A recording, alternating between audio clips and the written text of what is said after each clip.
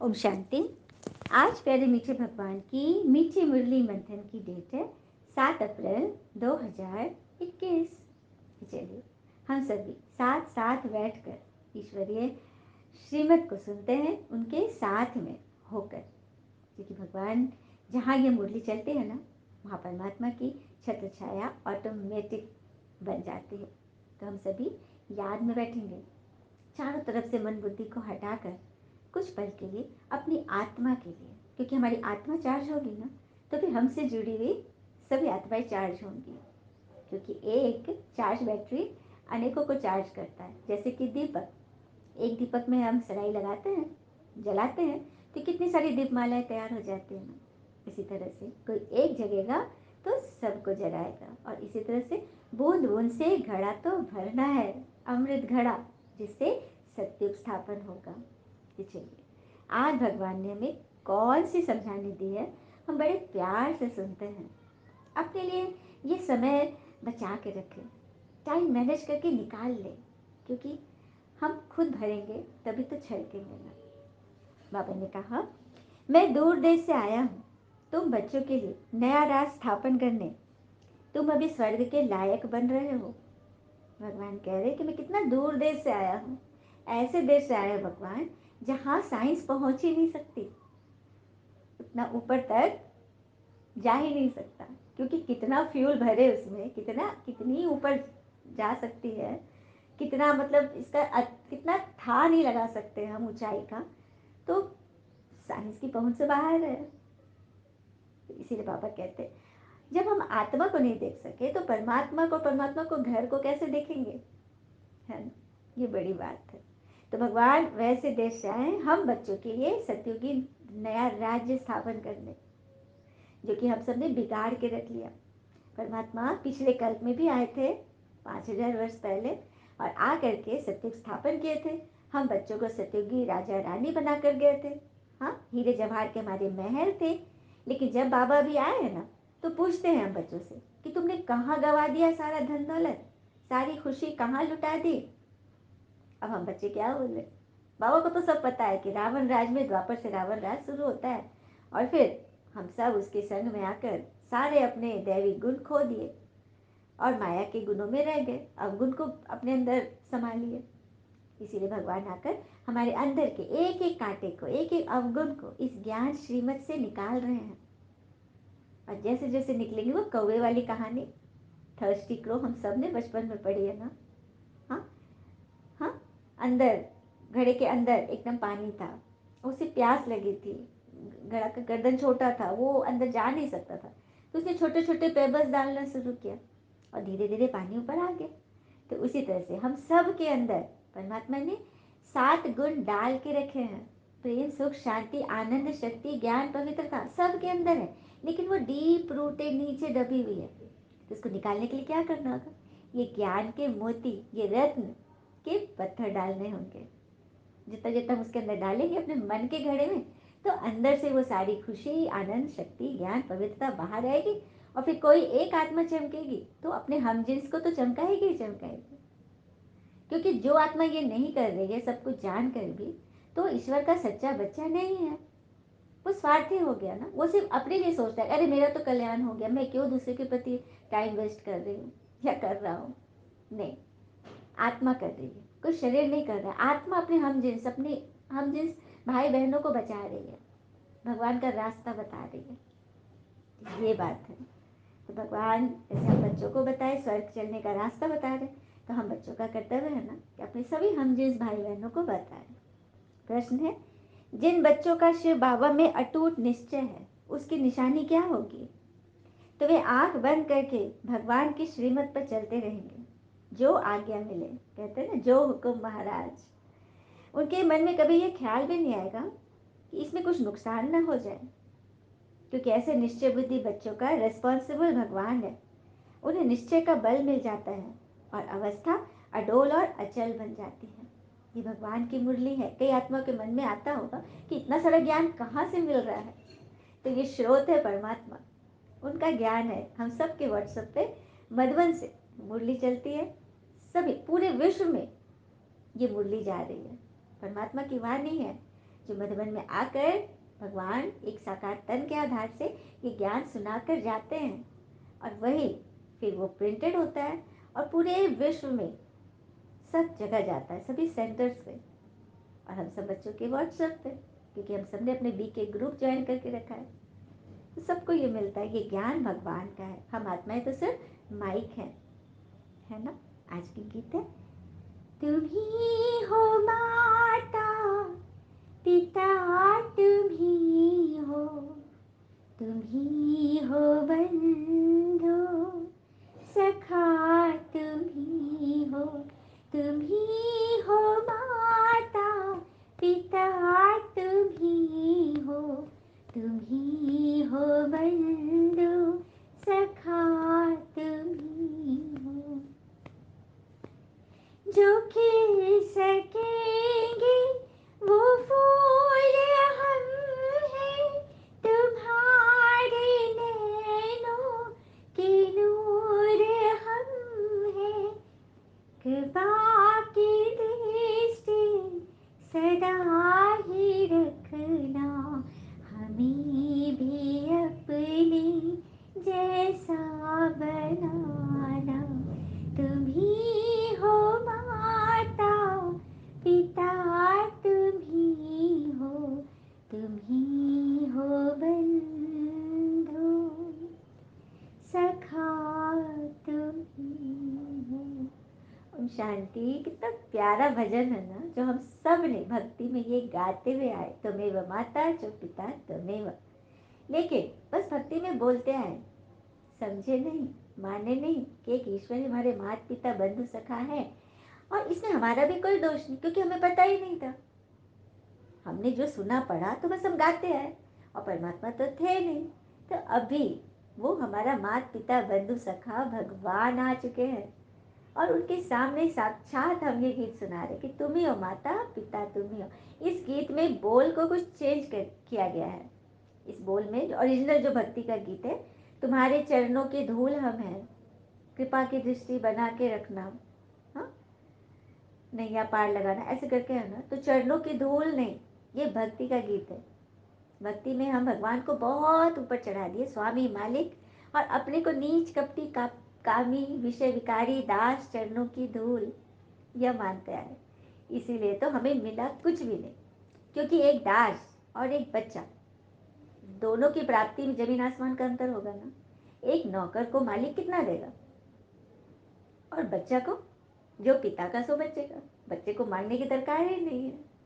इसीलिए परमात्मा आकर बोलते कि मैं तुम्हारा स्वामी मालिक नहीं हूँ, मैं तुम्हारा पिता हूँ, तुम मेरे बच्चे, मेरे वर्ष के अधिकारी हो, सृष्टि के मास्टर मालिक हो। यह भगवान आकर हमें बता रहे हैं।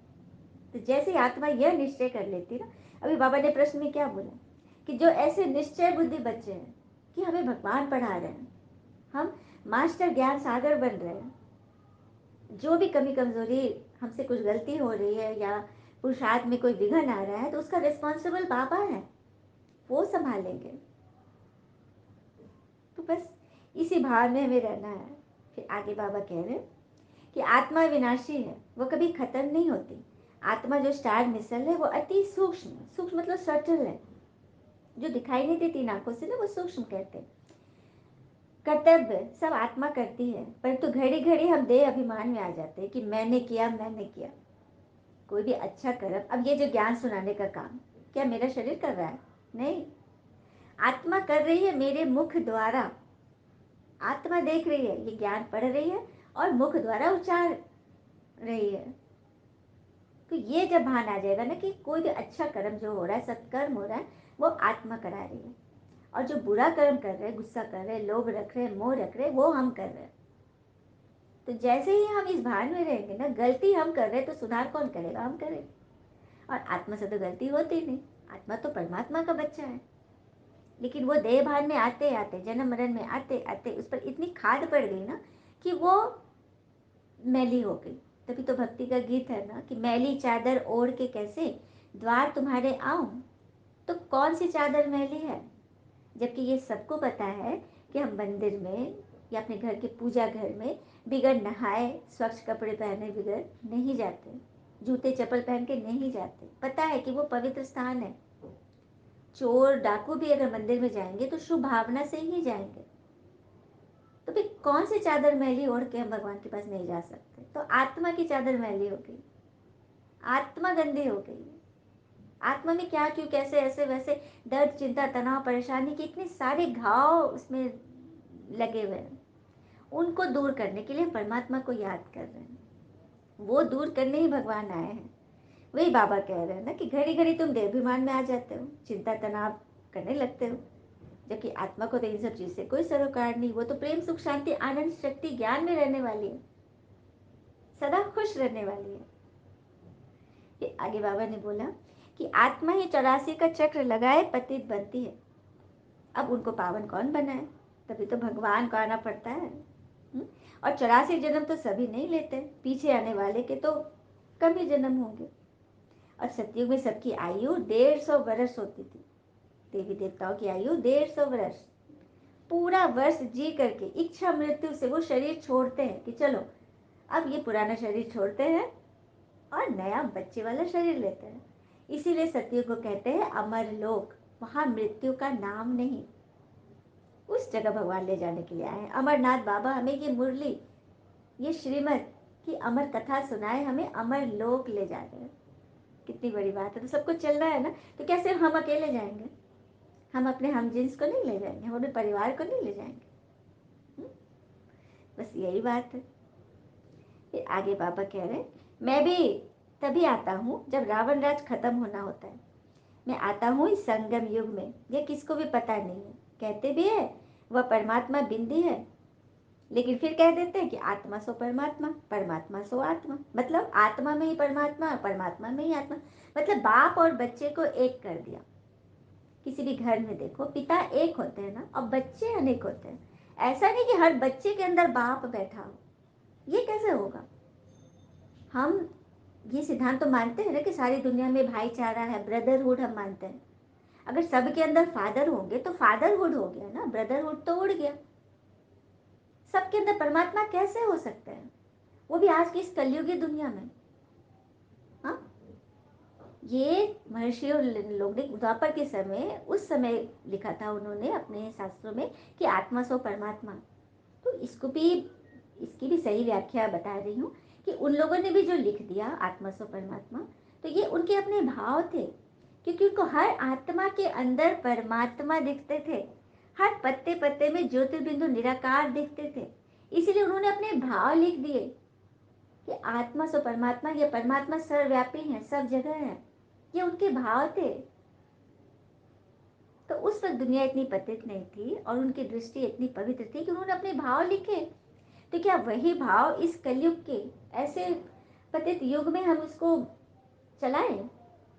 यही भाव अभी भी चलेगा क्या कि हर एक आत्मा के अंदर परमात्मा है? जबकि माता पिता अंदर बैठे हैं परमात्मा, तो वो बच्चा क्या रोएगा या कोई जघन्य अपराध करेगा? आज जिस तरह से लड़कियों के साथ या चोरी डकैती जो भी समाज में हो रहा है, अगर अंदर परमात्मा बैठा है तो वो रोक क्यों नहीं रहा है? और अगर नहीं रोक रहा है तो फिर हम उसको याद क्यों कर रहे हैं? ऐसे भगवान को क्यों याद करें जो कि कुछ कर ही नहीं सक रहे? है ना बात? एक तरफ तो हम मानते हैं कि परमात्मा दुख हरता सुख करता है, दुख हरने वाले और सुख देने वाले। और दूसरी तरफ हम ये सिद्धांत भी मानते हैं कि परमात्मा ही सुख भी देते हैं दुख भी देते हैं। सब उल्टा पुल्टा हो रहा है। परमात्मा दुख नहीं देते, दुख मिलता है हमारे अपने कर्मों के अनुसार। आज किसी का भाग्य इक्वल नहीं, कारण किसी के संस्कार इक्वल नहीं, कर्म इक्वल नहीं। तो परमात्मा आकर बस यही कर रहे हैं कि हमारे कर्म सुधार रहे हैं। और कर्म सुधारने के लिए सबसे पहले संकल्पों को सुधारना है, और संकल्पों को सुधारने के लिए भोजन को सुधारना है। भोजन के बारे में कुछ एक बातें हैं जो पॉइंट नोट करने योग्य है कि भोजन कैसा होना चाहिए। हमारा भोजन, तो भोजन के 3 स्तर होते हैं, ये तो सबको पता है ना, तमोगुनी, रजोगुनी और सतोगुनी। तो सतोगुनी भोजन हो गया आपको फल फूल, सात्विक भोजन, ये सतोगुनी भोजन में आ गया। रजोगुनी जीभ को जो अच्छा लगे, स्वाद से भरपूर, उसकी अधिकता से बनाया गया भोजन।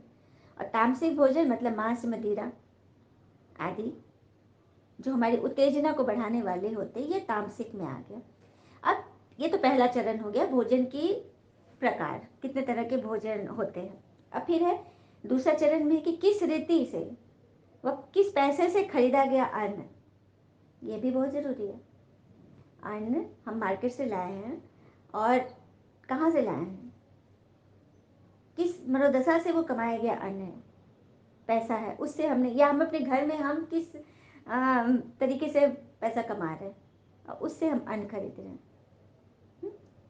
अन्न का मन पर असर होता है, अन्न का मन पर असर होता है, उसी तरह से मन का भी अन्न पर असर होता है। जैसे दुर्योधन, दुर्योधन की सभा में जब द्रौपदी के साथ ऐसा अपराध किया गया था और द्रौपदी रोना चाह रहे, सबकी तरफ गुहार लगा रही थी बचाने के लिए, किसी ने आवाज़ नहीं दी। सबको पता है ना, ये कहानी तो सबको मालूम है। तो जब द्रोणाचार्य की मृत्यु हो रही थी, तीर लगा हुआ था, वो गिरे हुए थे, तो सब उनके पास गए, तो वो ज्ञान की बहुत अच्छी अच्छी बातें बता रहे थे पांडव लोग को। तो कोई एक बोला उनसे कि गुरुजी, आप अभी तो बहुत अच्छी अच्छी बात बता रहे ज्ञान की, उस वक्त आपकी ज्ञान की बातें कहाँ चली गई? जब द्रौपदी के साथ ऐसा हो रहा था भरी सभा में, आप लोगों ने तो कुछ नहीं बोला, सर नीचा कर लिए। तो द्रोणाचार्य ने बहुत अच्छी बात बोली कि उस वक्त मेरे पेट में दुर्योधन का अन्न था। आगे बात समझ में, अन्न का कितना मन पर असर पड़ता है, और मन का भी अन्न पर, किस अवस्था में हम भोजन कर रहे हैं ये भी इम्पोर्टेंट है, और भोजन बना रहे हैं ये भी इम्पोर्टेंट है। यदि हम दुखी होकर, चिंतित होकर, क्रोध में भोजन बना रहे हैं, वो भोजन भी यूजफुल नहीं है। हाँ, पेट भरेगा, लेकिन उससे हमारे मन पर कोई असर नहीं होगा, हमारा मन शांत नहीं होगा और ही हलचल में पड़ जाएगा। और कहते, गीता में भी साफ लिखा है कि जो मनुष्य, जो आत्मा बिना ईश्वर को भोग लगाए या बिना ईश्वर को याद किए समर्पण भाव से भोग मतलब अपना ग्रहण नहीं करती भोजन, वह एक तरह से चोरी का खा रही है, चोरी का खा रही है भोजन। क्योंकि सब कुछ भगवान का है, पूरी सृष्टि, तो उनको स्वीकार करा के भोजन करे ना। और ये प्रार्थना करे, परमात्मा आपकी कृपा से मेरे सामने ये भोजन की थाली आई है और मैं आपकी याद में आपको समर्पित करके ये भोजन ग्रहण कर रही हूँ, ताकि मेरा मन एकदम खुश रहे, शरीर स्वस्थ रहे और भोजन बनाने वाले, खाने वाले, उपजाने वाले सभी का कल्याण हो। इस भाव से हम भोजन ग्रहण करें, कितनी बड़ी बात है ना। तो ये सब बाबा हमें भगवान बैठ सिखा रहे हैं, क्योंकि हमने ये सब बातें सुनी हुई है लेकिन ग्रहण नहीं किया, क्योंकि स्वयं भगवान आकर नहीं बताया ना। टीचर जब स्वयं आ गया तो फिर स्टूडेंट को पढ़ने से क्या प्रॉब्लम। पढ़ाई में जिनको मन लगता है वो तो फिर आगे आगे बढ़ेंगे ही। अच्छा, मीठे मीठे बच्चों प्रति भगवान की नमस्ते, हम बच्चों की भी प्यारे शिव पिता को नमस्ते, और बाबा दिल से सभी आत्माओं की तरफ से आपको very very very good morning.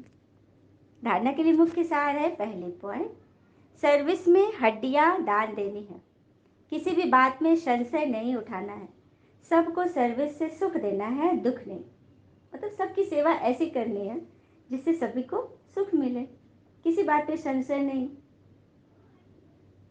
दूसरी पॉइंट, निश्चय के बल से अपनी अवस्था को अडोल बनाना है, जो श्रीमत मिलती है उसमें कल्याण समाया हुआ है, क्योंकि रिस्पॉन्सिबल बाबा है, इसीलिए फिक्र नहीं करना है। निश्चय, पहले भी कहा गया ना कि निश्चय बुद्धि बच्चे, जिनको यह निश्चय हो जाए कि हमें स्वयं भगवान बैठ पढ़ा रहे हैं, किसी माध्यम से भगवान ने मेरा हाथ पकड़ लिया, तो ये निश्चय हमारी अवस्था को अडोल बना देगा। चाहे कितनी भी परिस्थिति आ जाए, लेकिन हम हिलेंगे नहीं, क्योंकि हमें अब श्रीमत मिल रही है, भगवान मिल गए, और जो भी ड्रामा में सीन आया, आने वाला है या आ रहा है, चल रहा है, सब में कल्याण समाया हुआ है। और फिर आना जाना तो लगा ही रहता है, आत्मा अपनी आयु लिखा के आती है। तो उसके लिए हमें प्रार्थना करनी है कि हे भगवान, उनकी आत्मा जहाँ कहीं भी हो वो बिल्कुल सही से हो, संतुष्ट हो, प्रसन्न हो, सफल हो, स्वस्थ हो। इस भाव से जब हम उनके लिए प्रार्थना करेंगे ना, तो हमारी आत्मा बहुत पावरफुल हो जाएगी। हम हर प्रॉब्लम को फेस करने के लिए एकदम तैयार हो जाएंगे। और यही भगवान हमसे चाहते, क्योंकि रिस्पॉन्सिबल बाबा है। जब भगवान ने हाथ पकड़ लिया तो फिर अब फिक्र करने की कोई बात नहीं है ना। चलिए भगवान से वरदान लेते हैं। सहज योग को नेचर और नेचुरल बनाने वाले हर सब्जेक्ट में परफेक्ट भव। सहज योग को नेचर और नेचुरल बनाने वाले हर सब्जेक्ट में परफेक्ट भव। कैसे परफेक्ट बनेंगे? जैसे पिता के बच्चे हो, इसमें कोई परसेंटेज तो नहीं है ना। ऐसे निरंतर सहज योगी व योगी बनने की स्टेज में अब परसेंटेज खत्म होनी चाहिए। देखो, निश्चय में कोई परसेंटेज नहीं होती। भगवान में निश्चय हो गया कि भगवान आ गए हैं, तो ऐसा नहीं कि मैं 10% निश्चय है या 50%, 60-70, नहीं। निश्चय है तो 100%, नहीं है तो 0%। बाबा ने बोला ना कि जैसे तुम मेरे बच्चे बन गए हो, इसमें कोई परसेंटेज नहीं है। पिता और बच्चे दोनों सामने आमने हैं। उसी तरह से अपनी पुरुषार्थ की स्टेज में उसमें परसेंटेज खत्म करो। उसमें परसेंटेज आ गई है। स्टूडेंट का पढ़ाई में परसेंटेज है, क्योंकि पढ़ाई में कितना मन लगा, उसने कितना कोर्स कंप्लीट किया है, उसने कितना रिवीजन किया, कितना वो स्कूल जाता है, किस तरह से टीचर का रिगार्ड रखता है, इसमें परसेंटेज हो गई। उसकी परसेंटेज को कम करो, नेचुरल और अपनी नेचर बना लो। जैसे कोई की विशेष नेचर होती है ना, उस नेचर के वश न चाहते भी चलते रहते हैं। अब किसी को बात बात में गुस्सा करने की आदत होती है, तो उसका कहते हैं ना, अरे इसकी तो नेचर है, कह देते हैं ना हम सभी कि इसका संस्कार, किसी को झूठ बोलने का। तो वो चीज़ जैसे पक्का हो गया, तो अब बाबा हमें क्या पक्का करा रहे हैं? खुश रहना, अपनी खुशी को बना के रखना। हाँ, याद में नेचुरल, परमात्मा की याद हमारे लिए हमारा नेचर बन जाए, संस्कार बन जाए। तो ऐसे यह भी नेचर बने, क्या करूँ, कैसे योग लगाओ, यह बातें भी खत्म करो और हर सब्जेक्ट में परफेक्ट बनो। हर सब्जेक्ट में पास, पास विद डिस्टिंक्शन। परफेक्ट अर्थात इफेक्ट और डिफेक्ट से परे। अब ये भी समझ में आ गया, बाबा कितना अच्छा रीते सब समझाते हैं ना। परफेक्ट अर्थात इफेक्ट और डिफेक्ट। इफेक्ट अर्थात किसी के प्रभाव में, किसी के गुण के प्रभाव में, और डिफेक्ट किसी की कमी के प्रभाव में। इन दोनों से हमें बच जाना है। बस हो गए परफेक्ट। तो सबको बनना है ना परफेक्ट। हाथ उठा कर दिखाइए बाबा को कि हम सब परफेक्ट है बाबा। स्लोगन, सहन करना है तो खुशी से करो, मजबूरी से नहीं। बाबा इधर 3 दिन से लगातार सहन पर मुरली चला रहे हैं, क्योंकि पेपर आ रहा होगा किसी का और आने वाला है। इसलिए बाबा पहले ही हमें पोर्शन दे रहे कि तैयारी कर लो। सहन करना है। कई आत्माएं कहते क्या करूं, कितना सहन करूं, कब तक सहन करूं? नहीं, जब तक जीवन है, जितने हमने विकर्म किए हुए, तो एक एक करके 1 by 1 तो आएंगे ही ना। तो उन्हें सहन करना है खुशी खुशी। अब परमात्मा हमारे साथ है, सारी जिम्मेवारी उनको दे दो ना। मन पे मत रखो, मन के कमरे को एकदम खाली, वहां सिर्फ भगवान विराजे और उनकी श्रीमत ये मुरली बजते रहे। मजबूरी से कोई काम नहीं करना है, खुशी खुशी से मस्ती में। अच्छा, ओम शांति। शुक्रिया मीठे बाबा, वो बाबा के प्यारे प्यारे बच्चे। Thank you Baba.